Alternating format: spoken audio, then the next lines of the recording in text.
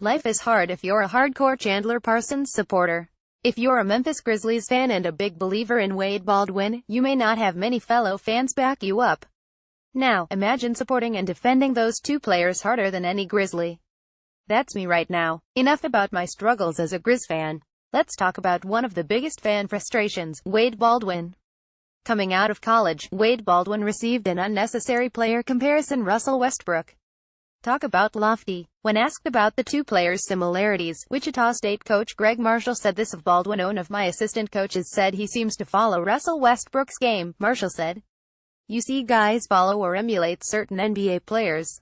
And he's got some of that. And so obviously he's ultra-talented, long, can get to the rim, can shoot it deep, has a nice stroke. Sure, the games sound similar, but comparing someone to one of the league's biggest superstars is hard to place on a guy who fell past the lottery."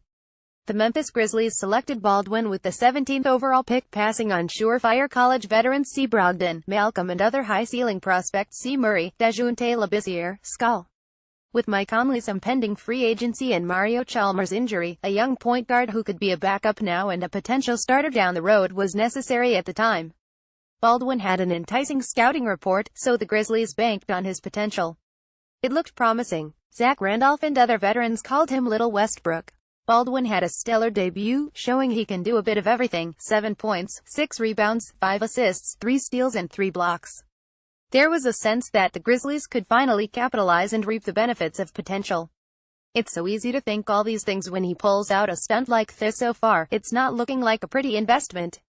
His nice stroke in college career three-point percentage of 42.2 HASNT translated it all in the NBA 3 of 22, 13.6% last season. He doesn't look nearly as athletic as advertised. He looks disengaged and lost on defense, and out of control on offense. Now, the fans think he's not worthy of a roster spot. As the preseason reaches its end, can Wade Baldwin survive the roster cuts? What are his main flaws? Are they correctable? Those flaws, are they fixable? I can easily sum this up and say everything, but let's actually dive into this. For starters, his jumper is non-existent. His man can be in the stands, and the chances of Baldwin making a jump shot aren't super high. He has nice shot mechanics, but there is nothing to pinpoint. Maybe, as a point guard, he's not getting enough opportunities to actually spot up and shoot. In college, he was better at spotting up 42%, yielding 1.246 points per shot, than shooting off the dribble, yielding only 0.829 points per shot. If he were to make a team, they should look to utilize him more in off-ball sets to see if he can rekindle his three-point touch from college. As athletic and physically gifted as he is, Baldwin can't finish at the rim. It's kind of baffling too. He has the build where he shouldn't struggle mightily at the basket. What's the problem? Is he worrying too much about getting blocked, or does he just naturally struggle close to the basket? If those problems continue, he should try to balance out this weakness with a strong in-between game. Refining a nice mid-range jumper or floater could help him generate more points in the half-court.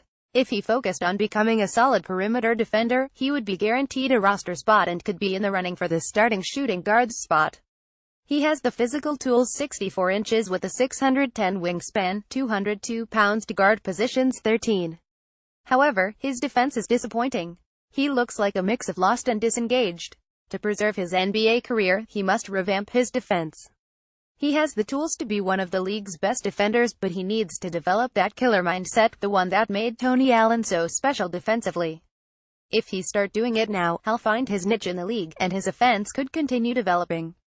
Lastly, his playmaking is inconsistent, like Memphis weather. Some games, he can facilitate the basketball with composure and poise. Most games, though, he plays out of control, looking like he doesn't belong in the NBA. What's the problem with it? Is it his maturity? A reason why he was sent to the D-League last year? Or was it just a rough adjustment? If kept on the team, he might benefit from not being in the playmaking spotlight and playing next to a ball-dominant guard. He can also utilize his strong rebounding abilities to get the offense rolling and to find easier transition opportunities. Closing remarks. Right now, the Memphis Grizzlies have 4 point guards: Conley, Mario Chalmers, Andrew Harrison, and Baldwin. Obviously, Conley is a given. Chalmers should be kept for his veteran presence, and he's actually a capable backup point guard. This leaves the Grizzlies with Andrew Harrison and Wade Baldwin.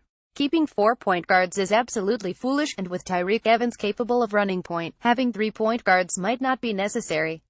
When it comes down to it though, Harrison or Baldwin won't be on the roster on opening night. Both have somewhat similar skill sets. They're both big point guards who can guard and play multiple positions. They both also might benefit from playing next to a primary playmaker. It's going to be tough. Harrison received the big minutes last year, but the Grizzlies used a first-round pick on Baldwin a year ago. Do you give up on potential after a single season, or do you go with the player with a lower ceiling who can contribute now? For the past year, Wade Baldwin has received all this praise. Scouts raved about him before the draft. His teammates gave him the nickname, Little Westbrook. Dave Fizdale and Mike Conley have recently praised him. The hype is there. Will we see results? Is it too late to save his time with the Grizzlies? Only time will tell.